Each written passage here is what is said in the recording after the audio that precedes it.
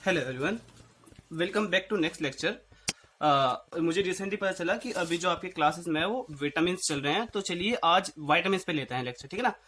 Vitamin पढ़ाते हैं, तो विटामिन में सबसे पहले हमें वाटर सॉल्युबल विटामिन लेके चलते हैं। वाटर सॉल्युबल, और वाटर सॉल्युबल में सबसे पहले कौन से सबसे बड़े विटामिन बी कॉम्प्लेक्स, ठीक है ना। तो चलिए बी कॉम्प्लेक्स में सबसे पहले विटामिन B1 पढ़ते हैं, ठीक है। विटामिन B1, तो अब सबसे पहले कि विटामिन है, ठीक है ना। सबसे पहले आपको इनके नेम से पता होना चाहिए। तो विटामिन B1 का जो केमिकल नेम है वो क्या है? थियामिन, ठीक है ना। थियामिन, ठीक है ना। Don't confuse it with thymine. बहुत बेसिक बात है वैसे, फिर भी लेकिन बता रहे हैं कि थायमिन डीएनए में हो और ये विटामिन है, ठीक है ना। तो चलिए सबसे पहले देखते हैं कि थोड़ा सा इंट्रो लेते हैं इसका, कि ये एक कैसे विटामिन है। ये एक पार्शियली हीट लेबाइल विटामिन है। Partially heat labile, heat labile की अगर आप इसको हीट कर दोगे ज्यादा तो ये डिस्ट्रॉय हो जाएगी, ठीक है ना। तो एक सेकेंड, ये डिस्ट्रॉय हो जाएगी, ठीक है ना। चलिए अब आगे देखते हैं कि आगे जो ये विटामिन है इसका स्ट्रक्चर कैसा है। स्ट्रक्चर में इसके स्ट्रक्चर में इसके कुछ नहीं है, एक पायरिमिडिन रिंग है, ऐसी बेंजीन जैसी होती है पायरिमिडिन रिंग, लेकिन इसमें सब्सिक्वेंट पोजीशन पे नाइट्रोजन प्रेजेंट होते हैं। ज्यादा डीप में नहीं पढ़ना, जाना है, बस पता होना चाहिए कि क्या प्रेजेंट है।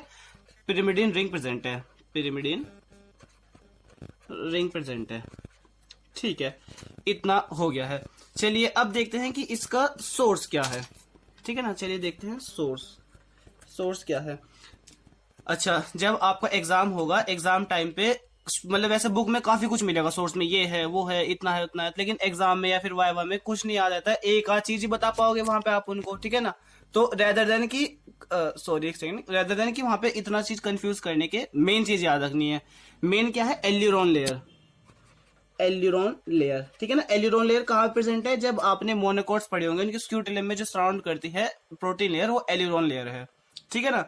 तो और इसके बेस पे ही विटामिन B1 का जो आपका क्लिनिकल क्वेश्चन बनेगा वो बनेगा इस बेस पे, रेदर देन वो इसके आरडीए पे ना होके किसकी डेली रिक्वायरमेंट बढ़ गई है आपको उससे पहचानना है, ऐसा कुछ। एक सेकेंड, उस पे ना बन के जो क्वेश्चन बनेगा वो यहां से बनेगा कि जो है मतलब जो भी पेशेंट था या फिर जो भी सब्जेक्ट था उसने क्या करा था कि उसने पॉलिश्ड राइस खाए थे, पॉलिश्ड राइस या पॉलिश्ड वीट। तो पॉलिश्ड करते समय एल्यूरोन लेयर चली जाती है और उसका जो थायमिन कंटेंट है वो सब चला जाता है, ठीक है ना। चलिए बेस खत्म हुआ।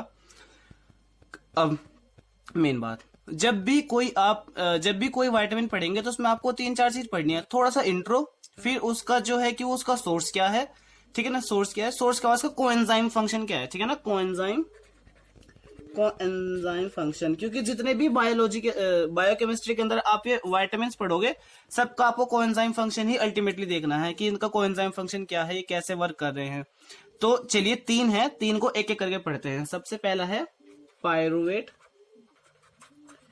डिहाइड्रोजिनेस, एक सेकेंड है ना, सॉरी एक सेकेंड, ये कोएंजाइम फंक्शन में ये आएगा कि कौन कौन से एंजाइम जो है वो इसको विटामिन B1 को यूज कर रहे हैं। लेकिन उससे पहले मेन चीज आपको ये पता होनी चाहिए कि इसकी एक्टिव मोइटी क्या है, ठीक है ना।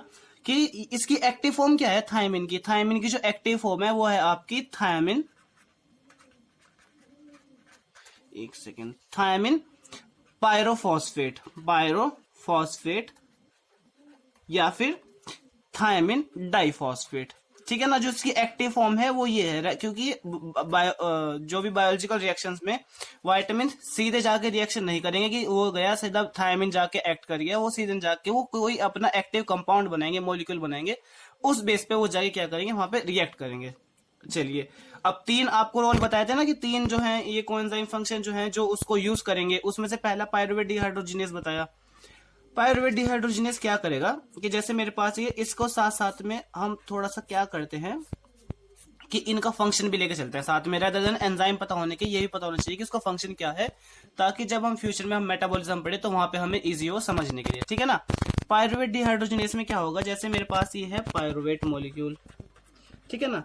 पायरुवेट मॉलिक्यूल, अब मैंने यहाँ पे इसमें क्या करा, मैंने यहाँ पे टीपीपी डाल दिया। क्या है टीपीपी? थायमिन पायरोफॉस्फेट, ठीक है ना। इसने इसको क्या करा, इसने इसको एसिटाइल कोएंजाइम ए में कन्वर्ट कर दिया और साथ में यहां से क्या रिमूव कर दी, CO2, ठीक है ना, CO2 रिमूव कर दी। अब आप देख रहे होंगे कि टीपीपी का फंक्शन क्या हो रहा है, CO2 के रिमूवल में हो रहा है, ठीक है ना।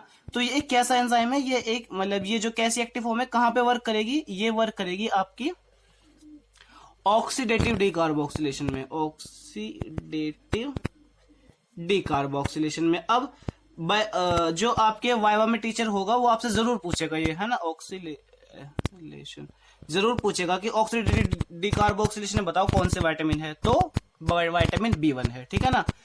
ऑक्सीडेटिव जरूर याद रखना है क्योंकि डीकार्बोक्सिलेशन के लिए और भी विटामिन है, ठीक है। चलिए सेकंड देखते हैं, सेकंड कहां पे ये यूज हो रहा है, सेकंड यूज हो रहा है alpha ketoglutarate, alpha ketoglutarate dehydrogenase, ठीक है ना, इसके फंक्शन में यूज हो रहा है। अब अल्फा कीटो ग्लूट्रेट कहां पढ़ोगे आप, अल्फा कीटो ग्लूट्रेट आप पढ़ोगे TCA साइकिल में, ठीक है ना, TCA साइकिल में पढ़ोगे। वहां पे क्या होगा, वहां पे एक मॉलिक्यूल बनेगा अल्फा कीटो ग्लूट्रेट।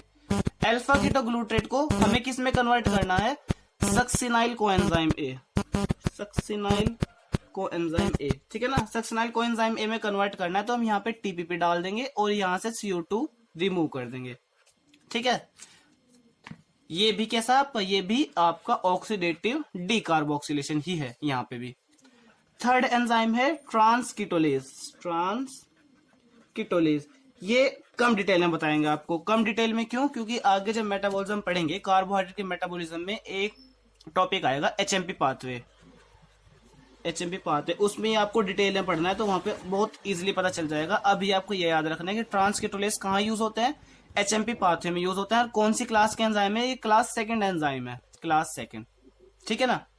अब ये पाथवे का पायरुवेट किसका पार्ट है, कार्बोहाइड्रेट का, अल्फा कीटोग्लूटेट TCA साइकिल कार्बोहाइड्रेट का, ट्रांसकीटोलेज भी कार्बोहाइड्रेट का। तो अल्टीमेटली हमें यहाँ पे क्या पता चल रहा है कि जो विटामिन B1 है, विटामिन B1 वो किसके लिए जरूरी है, कार्ब्स मेटाबॉलिज्म के लिए इंपॉर्टेंट है, कार्ब्स मेटाबॉलिज्म, ठीक है ना, कि कार्बोहाइड्रेट मेटाबॉलिज्म के लिए विटामिन B1 नेसेसरी है। चलिए ठीक है, इतना पता चल गया। अब देखते हैं कि अब हमें ये देखना है कि एंजाइम देख लिया हमने कहां कहां पे यूज हो रहे हैं। इसके बाद जो मेन चीज हमें विटामिन में देखनी होती है वो देखनी होती है हमें डेफिशिएंसी मैनिफेस्टेशन,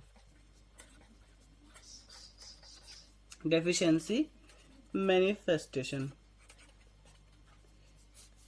ठीक है ना। डेफिशिएंसी मैनिफेस्टेशन में देखना है हमें, तो बेसिकली आपने बहुत बार पढ़ा होगा, ठीक है ना, जब ड्रॉप टाइम में थे या फिर 12th में थे, वहां पे एक चीज बहुत बार पढ़ी होगी आपने कि विटामिन से कौन कौन सी डेफिशिएंसी होती है। तो विटामिन B1 से कौन सी सबसे बेसिक डिजीज होगी, डेफिशिएंसी क्या बनेगी, बेरी। अब ये तो 11th क्लास के बच्चे को पता होगा कि बेरी होगी, तो इतना बेसिक भी नहीं याद रखना है। बेरी भी आपकी 2 टाइप्स की होगी, ठीक है ना, बेरी 2 टाइप्स की होगी, वेट बेरी और ड्राई बेरी, ठीक है ना। अब इनमें भी ज्यादा डीप में ना जाके बस बेसिक डिफरेंस पता करना है कि डिफरेंस क्या है। जो वेट बेरी आपकी वो कार्डियोवेस्कुलर मैनिफेस्टेशंस में आएगी, ठीक है ना, कार्डियोवेस्कुलर मैनिफेस्टेशन,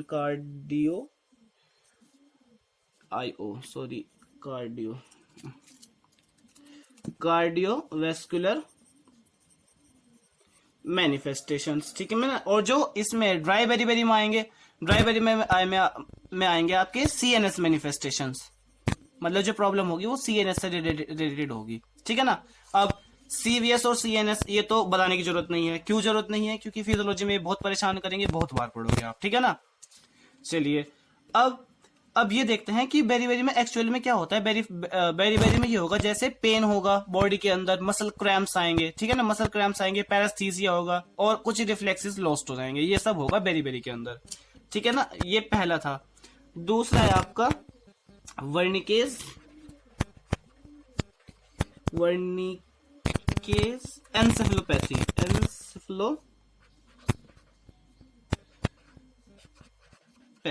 ठीक है ना, वर्निकेज एन्सेफेलोपैथी। अब एन्सेफेलोपैथी में क्या होगा, बेसिकली एन्सेफेलोपैथी है तो एन्सेफेलोपैथी का मतलब यही होता है कि ऐसा डिसऑर्डर जिसमें ब्रेन का फंक्शन जो है इम्प्रॉपर हो रखा है, ठीक है ना, और वर्निकेज डिस्कवर जिसने किया होगा उनके नेम पे होगा, ठीक है। तो इसमें आप ये कुछ जो सिम्टम्स होंगे, कुछ जो प्रॉब्लम्स आएंगी, उनको एक एक करके पढ़ना है हमें, ठीक है ना। जैसे देखते हैं कि एक तो होगा इसमें horizontal nystagmus, horizontal nystagmus nystagmus का मीनिंग क्या होता है? निस्टैग्मस का मतलब कि अनकंट्रोल्ड मूवमेंट होना। किसका मूवमेंट होना? आइज का। ठीक है। फिर है आपका ओप्थेल्मोप्लेजिया, ओप्थेल्मोप्लेजिया, ठीक है ना, ओप्थेल्मोप्लेजिया होगा। ट्रंकल अटेक्सिया, अटेक्सिया, ये एकदम तो याद नहीं होंगे, लेकिन वो है ना कि जब वीडियो देखोगे और एक बार भी अगर पढ़ के लिखने की कोशिश करोगे या फिर एक बार देख के माइंड में रिवाइज करोगे तो इजीली याद हो जाएगा। और फोर्थ है कंफ्यूजन। लेकिन अब एग्जाम टाइम पे, एग्जाम बहुत दूर है अभी, ठीक है ना, अभी तो आएंगे नहीं, एग्जाम टाइम पे या फिर वहां पे ये सब चीज कैसे याद रहेगी, उसके लिए एक ट्रिक है ना, उसके लिए एक ट्रिक है। जैसे उसके लिए ट्रिक है hot car, hot car, HOT car से कंफ्यूजन, ठीक है ना, हॉट कार से याद रख लेना, इसको इजी पड़ जाएगा। ठीक है ना।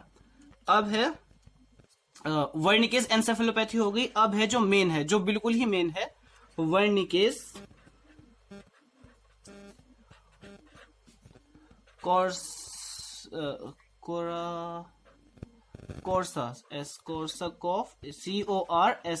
कोर्साकॉफ सिंड्रोम, ठीक है ना, ये मेन है।